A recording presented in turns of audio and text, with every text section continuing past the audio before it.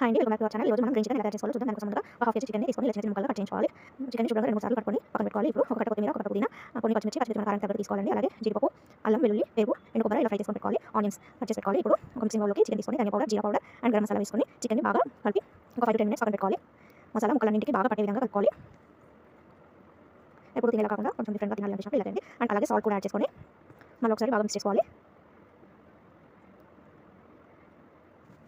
ఇప్పుడు ఒక mixie jar తీసుకొని అందులో పుదీనా, కొత్తిమీర అండ్ పచ్చిమిర్చి వేసి ఒకసారి మిక్సీ పట్టుకోవాలి. ఇప్పుడు కొద్దిగా పెరుగు అండ్ మనం ముందుగా తీసుకున్న జీడిపప్పు, అల్లం వెల్లుల్లి అన్ని వేసి కొబ్బరి కూడా వేసుకొని కొద్దిగా వాటర్ యాడ్ చేసుకొని మిక్సీ పట్టుకోవాలి. ఇలా మెత్తని పేస్ట్ మిక్సీ పట్టుకోవాలి. ఇప్పుడు మనం ముందుగా మ్యారినేట్ చేసి పెట్టుకున్న చికెన్ ఉంది కదా, ఈ పేస్ట్ అందులో వేసి బాగా కలిపేసుకొని ఒక 45 minutes 1 hour వరకు ఫ్రిడ్జ్లో పెట్టుకోవాలి.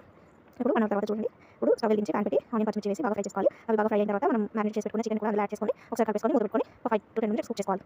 10 minutes తర్వాత మూత తీసి చూస్తే చికెన్లో ఉంటుంది. అప్పుడు స్టవ్ సిమ్లో పెట్టేసుకొని ఆయిల్ సపరేట్ అయ్యేంత వరకు కుక్ చేసుకోవాలి. ఇలా ఆయిల్ సపరేట్ అయిన తర్వాత ఫైనల్గా